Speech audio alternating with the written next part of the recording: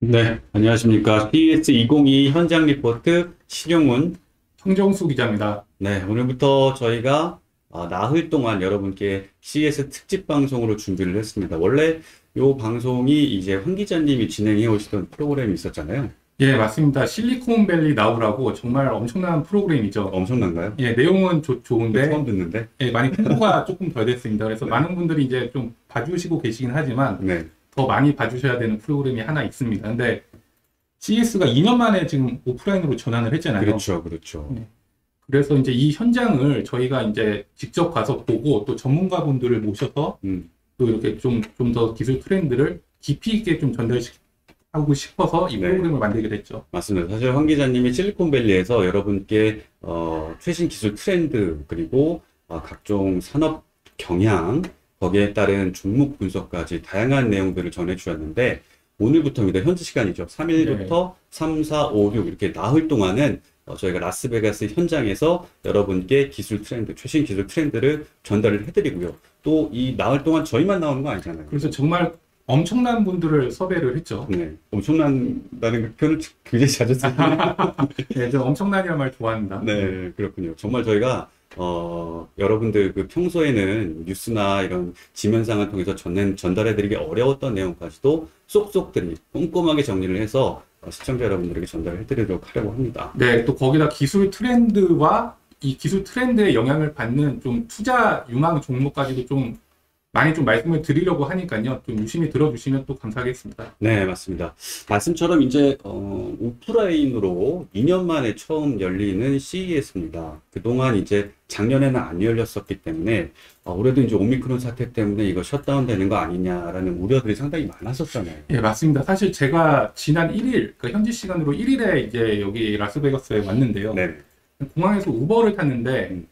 그 기사님이 물어보시더라고요. 왜 왔냐? 네. 그래서 CS 때문에 왔다. 이러니까 CS를 하냐? 이렇게 말씀을 하시더라고요. 그러니까 오미크론 때문에 많은 사람들이 안 할 거라고 특히나 라스베가스 주민분들까지도 이렇게 생각을 했는데 어떻게 보면 주최 측이 좀 어떻게 강하게 좀 푸시를 넣었죠. 강하게 강행을 했죠. 맞습니다. 사실 그리고 연말 연시를 맞아서 굉장히 들뜬 분위기에다가 CES까지 예상을 못했던 CES까지 열리다 보니까 현지인들 분위기는 상당히 좋아요, 그죠? 네, 맞습니다. 음. 좀 약간 들떠있는 분위기까지 좀 느껴지고요. 네, 그래서 우리 신 기자님은 사실 한국에서 삼성전자, 현대차를 이렇게 누비는 정말 에이스 기자님이신데 이제 또 멀리 미국까지 와서 한번 또 2년 만에 보시니까 좀 어떠신가요? 일단은 한국에서 이제 그 어떤 자료라든지 영상만 보고선 내용을 기사를 썼던 것보다는 실제로 이제 현장에 부딪히면서 제 눈으로 직접 확인을 하고 기술 트렌드를 바라보면서 쓰는 기사 내용은 상당히 질적으로 좀 다르다. 예, 그렇죠. 네, 사실 그런 부분을 느낄 수 있었던 것 예, 같습니다. 맞습니다. 사실 현장이 중요하거든요. 그래서 저희 기자들도 사실 현장을 많이 가려고 하는데 또 사실 요즘 상황이 뭐 오미크론도 있고 코로나 때문에 많은 시청자분들이 직접 못 오시니까 저희가 앞으로 나흘 동안 생생한 현장의 목소리를 많이 좀 전달해 드리도록 하겠습니다. 그래서 상당히 그 많은 트렌드가 있잖아요. 예, 그리고 CS에서 다루는 카테고리도 상당히 많은데 예, 저희가 좀 핵심 키워드에 대해서 이 방송 시작 전에 좀 잠깐 생각을 해봤어요. 예, 예. 예. 뭐, 역시 가전 트렌드다 보니까 AI도 있을 수 있겠고, 그렇죠. 홈 네트워킹도 있을 수 예, 있겠고, 뭐 반도체 관련된 산업에 예, 대한 얘기도 맞습니다. 있을 수 있겠고, 다양한 얘기가 있는데, 예, 황 기자님 보시기에 예. 올해 2022년 CES의 핵심 키워드라고 하면 어떤 거라고 좀 아, 생각해요? 핵심 키워드요. 여러 키워드 중에 그렇죠. 하나를 꼽자면 예. 저는 아무래도 좀 메타버스가 되지 않을까 메타버스. 싶은데요. 예, 메타버스. 뭐, 그러니까 저도 실리콘밸리 작년에 와가지고 이제 많은 뉴스를 다루긴 했었는데, 네.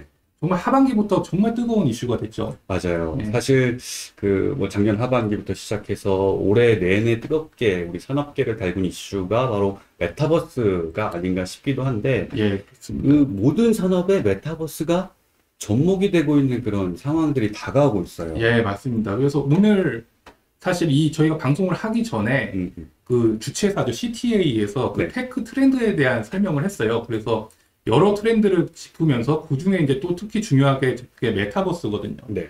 정말 앞으로 세상을 바꿀 것이다. 이렇게 또 얘기를 했었고요. 그다음에 또 어제 저희가 또 같이 한번 행사장을 가봤었는데 네네.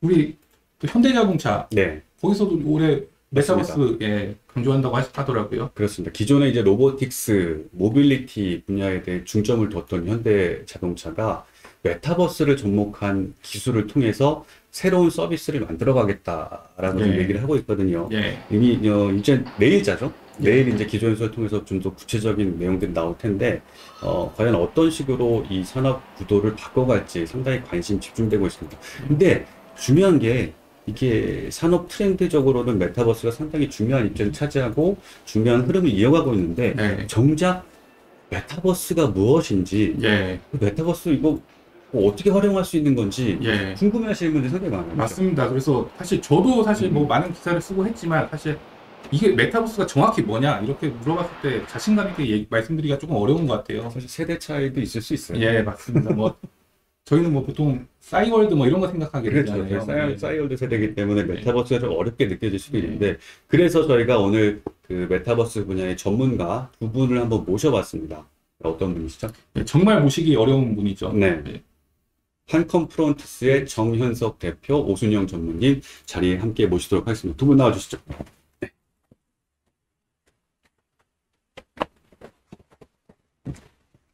반갑습니다. 반갑습니다. 먼길 와주셔서 감사합니다. 그 참고로 말씀드리면 정 대표님하고 오정무님은 오늘 입국을 하셨는데 바로 저희 호텔에 오셨습니다. 물론 짐은 풀고 오셨고요. 상당히 먼 길 어려운 걸음을 해주셨어요. 네네네. 정 대표님께서는 지금 한컴 프론티스 대표로 계시고 오순영 전무님께서도 한컴 프론티스의 전무님으로 계신데 우리 일단은 한컴 프론티스가 어떤 회사인지 좀 시청자분께 설명 먼저 해주시죠. 네. 반갑습니다. 지금 저도 좀 비행기 타고 내린 지 얼마 안 돼갖고 약간 제 기분이 메타버스에 탄 기분이 좀 들어요. 여기가 좋은 한국인데 좋다는 말씀이신 거죠? 너무 좋죠. 예. 예. 구름에 있는 것 같긴 합니다. 그렇군요. 예, 저 한컴 프론티스는 이제 한컴 그룹의 한 가족이 된 지 이제 한 6개월 지났습니다. 네. 원래 저 프론티스가 작년이 설립 20주년이 됐어요. 제가 1인 기업으로 처음 이제 30만 원 갖고 사업을 시작했거든요. 예. 그때는 뭐 제 용돈이 한 10만 됐으니까 엄청 큰 돈이었죠. 예. 그 돈 자체도 저도 이제 카드 서비스를 받아갖고 나름대로 이제 야망을 품고 이 저라는 존재에 대해서 어떻게 앞으로 비전을 만들고 이 제 이름 가지고 뭔가를 해내야 되겠다는 그런 어떤 생각으로 좀 어렵게 시작했는데 일단 그때 시작 당시에는 뭐 지금 여러 메타버스 분야가 상당히 많이 있긴 한데 제가 그 분야 중에 하나 국방 쪽으로 좀 그런 일을 좀 시작했습니다. 국방의 뭐 미사일 개발이나 그런 쪽 관련했는데 그런 어떤 여러 가지 분야 산업 분야 하다가 이제 계속 하고 나서 보다는 약간 사업의 성장의 한계치가 있었어요. 그게 뭐냐면 처음에 혼자 했기 때문에 어떤 기술적인 부분이라든가 아니면 인프라적인 부분, 어떤 뭐 기술, 뭐 여러 가지 부분에서 한계가 있었고, 그때 사업 아이템 자체가 해외에서 좀 첨단 소프트웨어나 첨단 장비를 수입 유통하는 쪽이었어요.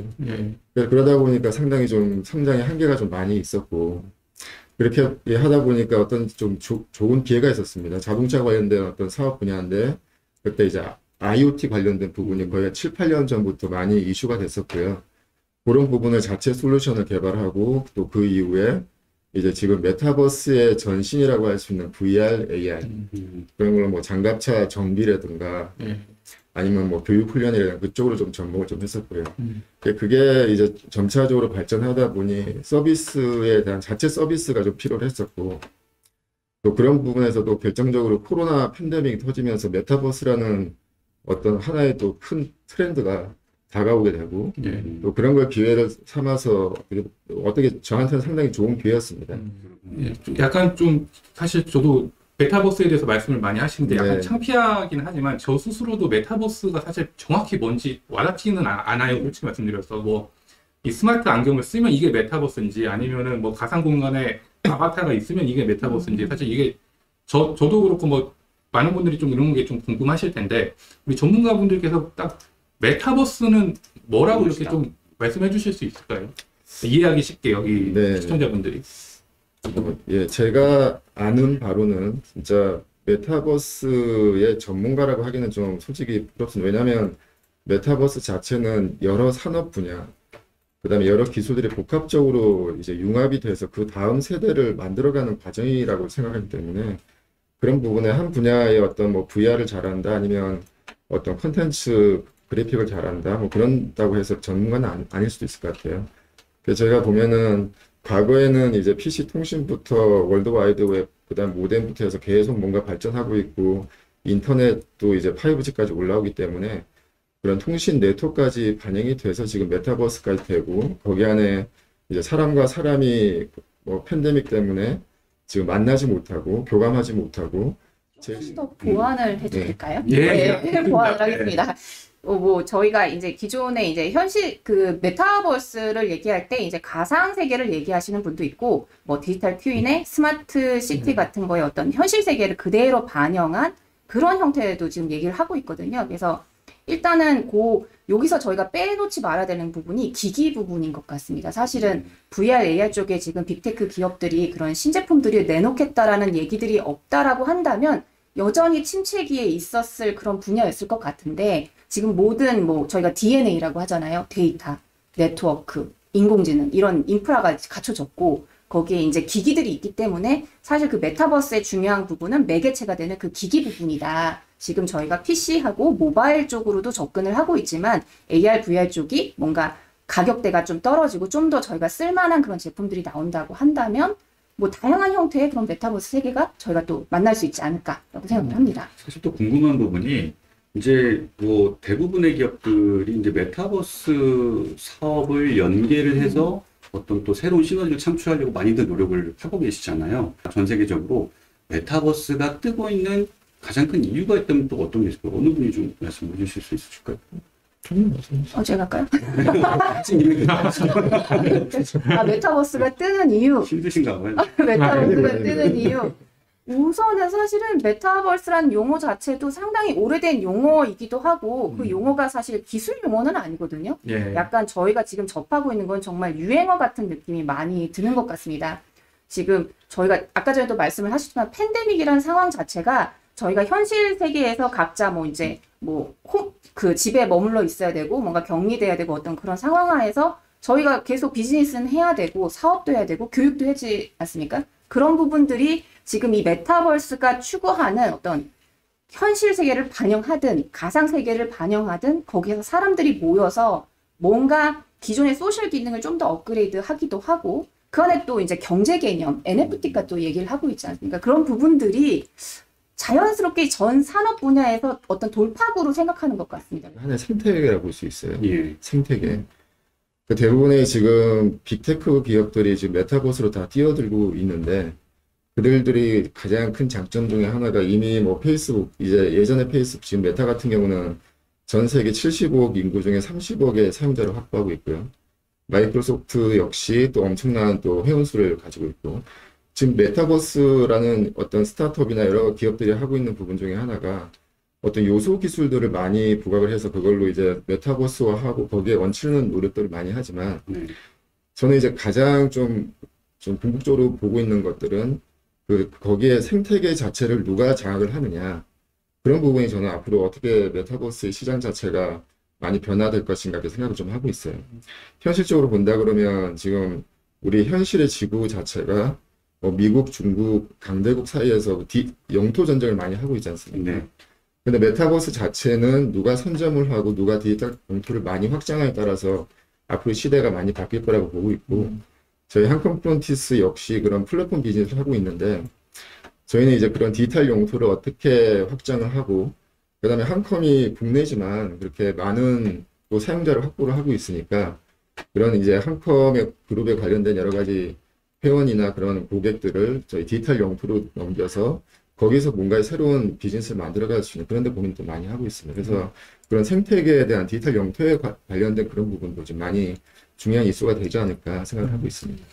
그래서 아까 이제 우리 전무님이 기기 말씀을 하셨고 우리 대표님께서 뭐 생태계라든지 영토 말씀을 하셔서 그런데 사실 메타버스라고 하는 특히 사람들이 많이 알고 있는 기업은 과거 페이스북, 그러니까 메타잖아요. 지금 현재 메타로 이름을 사명을 바꾼 그 메타인데 아까 메타는 오큘러스라는 그런 그 스마트 기기도 만들고 있으면서 지금 현재 수많은 그 전 세계의 유저를 가지고 있고 사실 아까 말씀하신 대로 이렇게 영토를 확장하거나 이 생태계를 장악하기 위해서는 정말 최선의 조건인 것 같다는 생각은 저는 드는데, 우리 대표님이나 전무님이 보시기에는 좀 메타라든지 아니면 또 다른 기업들 있잖아요. 뭐 엔비디아라든지 마이크로소프트 이런 데도 이제 메타버스를 내세우고 있는데, 이런 기업들의 움직임에 대해서 좀 어떻게 봐야 될까요? 일단 뭐 페이스북 같은 경우는 뭐 SNS나 그런 어떤 소셜 형태로 이제 시작이 된 그런 회사라고 알고 있고요. 그다음 마이크로소프트 같은 경우는 어떤 이 한컴과 유사하게 어떤 협업, 커뮤니케이션 관련된 그런 비즈니스 관련된 쪽으로 이제 시작을 해서 지금 확장되고 있고, 엔비디아 같은 경우는 이제 뭐 그래픽 카드라든가 반도체 관련된 회사로 시작이 됐기 때문에 시작 자체는 각자가 이제 영역을 넓히는 부분은 목적 자체가 조금은 다를 거라고 보고 있어요. 그런 부분이 나중에는 이제 같이 오픈 형태로 이제 메타버스 간의 이동도 가능하게 되고 할 텐데, 그런 부분에 있어서는 이제 향후에 어떤 형태의 메타버스가 실제 이런 팬데믹 그 이후에 어떤 우리의 삶을 이어갈 것인가, 그런 부분이 좀 많이 좀 중요시 되지 않을까 생각을 하고 있습니다. 사실 뭐 메타버스가 주는 순기능도 있지만 최근 뭐 보도에서 보면은 메타버스 상에서의 뭐 범죄 우려도 좀 제기가 되고 있는 상황이고, 실제로 메타버스를 이용해서 이게 악용되는 사례도 좀 없지 않아 있거든요. 이제 메타버스가 발전하면서 점점 다양한 우리 생활 속에 많은 부분에서 접목이 될 가능성이 높은데, 이런 역기능을 좀 최소화할 수 있는 방안이라고 할까요? 좀 어떤 좀 해안이 좀 필요할까요? 뭐 우선 저희가 사실 최근에 이미 경험을 한 것 같아요. 인공지능이 저희가 뭐 이제 기술로서만 이해를 하다가 이제 사람들한테 이제 AI 스피커로도 이제 보여지고 각종 여러 가지 분야에 활용이 되고 있잖아요. 그러면서 저희가 최근에 가장 문제가 됐던 게 이제 이루다, 챗봇 이루다의 문제였던 것 같아요. 이제 기업 윤리에 대한 부분, 이제 만드는 사람의 윤리에 대한 부분 되게 다양한 부분이 있었고, 그것들이 사실 메타버스 얘기하면서도 충분히 예상이 되는 것 같아요. 그리고 이제 게임도 일종의 메타버스라고 또 이해하는 부분도 있기 때문에 사실 뭐 그 순기능에 반하는 기능에 대한 방안에 대해서 저희가 모르지는 않고, 그거를 이제 정부, 기관, 그 다음에 이제 기업이 이거 좀 같은 목소리를 낼 수 있게 뭔가 이렇게 그런 것들을 만들어 나가야 되지 않느냐. 이게 어떤 한 기업이 먼저 나선다고 되는 부분은 아닌 것 같아요. 그래서 저희 인공지능이 그렇게 했듯이 아마 메타버스도 아마 뭐 국내에서 그리고 아니면 글로벌하게도 그렇게 또 추진하지 않을까라고 생각을 합니다. 뭐 그러면 메타버스 말씀하시죠. 예, 저는 이제 처음에 메타버스를 할 때 말씀하신 대로 순기능에 대한 부분이 지금 많이 부각이 돼서 앞으로 메타버스에 돈을 벌고 그 현실에서 그거에 대한 어떤 다른 형태로 활용할 수 있는 부분도 많이 부각이 되고 있는 상태인데, 저는 걱정되는 거는 이제 그 범죄라는 부분도 메타버스 사이는 분명히 일어날 것이고, 그 다음에 해킹, 그 다음에 인증에 관련된 여러 가지 금융도 이제 어떻게 보면 메타버스 자체가 이제 암호화폐나 가상화폐 하게 된 메타노믹스까지 발전 지금 예상을 하고 있지 않습니까? 그러면 현실에서 일어나는 여러 가지 종류의 범죄들도 메타버스 상이 좀 안정화되고 하게 되면 분명히 범죄 형태가 나올 것이고, 그거에 대한 규제나 아니면 메타버스 상에 있는 법제 또는 메타버스 안에 또 어떤 국회가 생길 수도 있겠죠. 또는 경찰이 생길 수도 있겠고, 그 다음에 그거를 변호할 수 있는 변호사나 검사도 거기서 또 활동을 할 수 있겠고. 사실 뭐 요즘 젊은 세대들 얘기 들어보면 왜 메타버스를 하는 겁니까? 라고 물었을 때 자신을 드러내지 않으면서 개성을 드러낼 수 있다라는 표현을 쓰더라고요. 우리 MZ세대 후배들 얘기 들어보면 그게 무슨 말인가 했더니, 실제로 뭐 이렇게 남들과 부딪히면서 사회생활을 하기는 좀 거부감이 들지만 메타버스 상에서 자기의 뭐 개성을 캐릭터를 통해서 표현한다거나, 그러면서 또 그 메타버스 상에서의 다양한 액티비티 활동을 한다든지 그런 건 좋다는 거죠. 약간 좀 현실 세계와 동떨어진 면이 있지 않나라는 생각이 들었는데, 한편으로 보면은 그것 또한 다른 현실이 될 수 있겠구나라는 생각이 들거든요.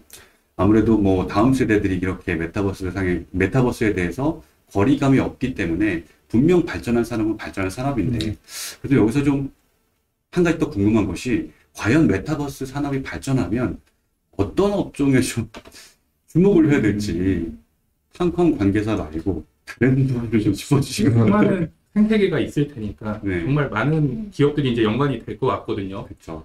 그 중에서 또 좀 유망하게 이제 투자자들 분들이 뽑을 수 있는 기업군이나 뭐 업종이 있다면 좀 어떤 것들을 뽑을 수 있을까? 네, 그러니까 저희 한컴 그룹 입장에서도 여러 가지 메타버스가 어디가 빨리 좀 성장을 걸 것이고 생태계가 이제 구성이 될 것인가 고민을 많이 하고 있는 부분이긴 한데요. 앞서 말씀드렸듯이 아까 메타라든가 MS라든가 그런 엔비디아 또 다른 이 빅테크 기업들이 가고자 하는 메타버스가 약간씩은 공통된 점은 있지만 약간씩은 방향이 다르지 않습니까? 그러면 한컴그룹 입장에서도 가장 빨리 그런 부분에 접근할 수 있는 거는 제가 생각하는 거는 어떤 협업, 교육 분야 그런 부분이 저희는 지금 빨리 접근을 해서 그런 부분에서 어떤 서비스를 확대하고 또 그거를 기반으로 해서 또 더 큰 메타버스 월드를 만드는 쪽으로 지금 구상을 하고 있어요. 사실 뭐 오늘 이렇게 두 분과 함께 메타버스에 관련된 말씀을 쭉 나눠봤는데 황 기자님 뭐 추가로 하실 말씀? 예, 그래도 하나만 더 예. 여쭤보자면 이제 CES 행사 때문에 오셨으니까 이번 CES 2022에서는 좀 어떤 쪽에 좀 집중해서 좀 이 시청자분들이 좀 이렇게 살펴보면 좋을까요? 메타버스 쪽 말씀해 주셔도 좋고요. 전반적인 트렌드 말씀해 주셔도. 저는 개인적으로는 이제 요번에 새롭게 이제 등장한 게 항공우주, 인공위성, 이제 우주에 대한 부분이 요번에 새로 등장한 것 같거든요. 그래서 항공우주에 대한 부분이 조금 기대가 되고, 모빌리티 분야에 대해서도 이제 메타버스에 대한 어떤 접목에 대한 이제 도전도 있기 때문에 이제 모빌리티 분야? 그 두 부분이 저는 사실 가장 기대가 좀 되는 것 같아요. 인공지능이나 다른 쪽은 계속 저희가 봐왔던 부분이라 크게 이제 맥락이 크게 달라지지 않는데 새롭게 등장한 항공우주, 그 다음에 모빌리티의 어떤 메타버스의 어떤 접목 이런 부분이 조금 기대가 됩니다. 저는. 모빌리티 말씀해 주셨는데 모빌리티와 메타버스가 접목된다면 어떤 식으로 좀 접목될 수 있을 걸 보세요? 우선은 모빌리티라고 하면 일단 저희가 쉽게 그냥 생각하는 탈 것을 가지고 일단 생각을 해보면 탈 것의 안쪽에 거기에 이제 자율주행이 될 거면 운전석이 없어지잖아요. 그러니까 그 안에서 할 수 있는 VR, AR을 활용한 어떤 엔터테인먼트가 됐던 아니면은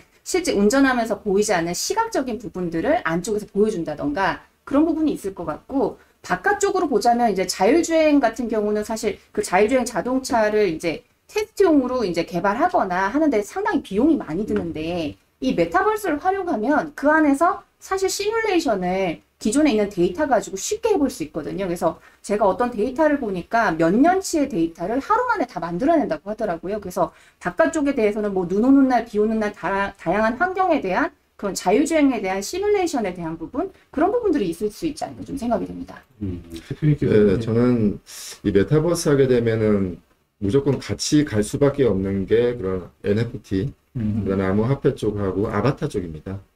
왜냐면 아바타라는 의미 자체는 현실에 자기의 부캐가 거기서 살아갈 수 있는 경우도 있지만 그 아바타가 지능을 갖게 되거나 하게 되면 항상 그 아바타랑 같이 살아갈 수 있는 디지털 휴먼이 될 수가 있거든요. 지금 뭐 디지털 휴먼, 메타 휴먼 여러 가지 형태가 나오지만 앞으로 그런 메타 휴먼, 디지털 휴먼에 대한 지능이 붙어 있는 그런 아바타들이 어떤 기술 고도화를 통해서 실제 사람들하고 소통을 하고 경제 활동도 같이 할 수 있다 그러면은 실질적인 메타버스에 대한 어떤 진가가 발휘되지 않을까. 그래서 저는 NFT 그 가상 경제의 어떤 기술적인 요소와 그다음에 아바타 쪽을 좀 유심 있게 많이 보려고 하고 있고요. 저희 한컴 프론티스에서도 그런 부분을 좀 차별화하고 고도화하려고 노력을 좀 많이 하고 있습니다. 사실 좀 메타버스에 대해서 상당히 문외한이었는데 오늘 두 분 말씀을 듣고 보니까 어느 정도 좀 감이 잡히고 방향성이 좀 잡히는 것 같지 않나 생각이 듭니다. 네. 우리 가서 또 조금 질문을 조금 더 수준 있게 할 수 있게 된 것 같아요. 30분 짧은 시간이었지만. 네. 오늘 한컴 프론티스의 정현석 대표님 그리고 오수영 전무님과 함께 했는데요. 우리 내일도 또 이 방송이 준비가 되어 있죠, 기자님? 예, 그 뭐 내일 방송 내용을 조금 말씀을 드리는 게 낫겠죠. 그러니까 내일도 정말 모시기 어려운 전문가분들을 섭외를 해서 또 방송을 할 예정이고요. 일단은 내일은 뭐 아까 디지털 아바타 이런 말씀하셨는데 그쪽에 또 좀 전문성이 있으신 분을 좀 모셔서 뭐 메타버스가 좀 연결되긴 하지만 XR 뭐 이런 쪽에 대해서 좀 말씀을 드릴 거고요. 또 내일 또 삼성전자나 LG전자가 가전에 대해서 또 좀 발표를 하기 때문에 그 최신 가전 트렌드도 함께 좀 전해드리도록 하겠습니다. 네, 오늘 저희가 준비한 시간은 여기까지고요. 내일 이 시간에도 7시입니다. 네, 현지 시간으로 7시. 예, 현지 시간 7시입니다. 한국 시간으로는 정오죠, 12시. 정오 12시에 여러분들 좀 찾아뵙도록 하겠습니다. 오늘 좋은 말씀 고맙습니다. 네. 감사합니다. 감사합니다. 감사합니다.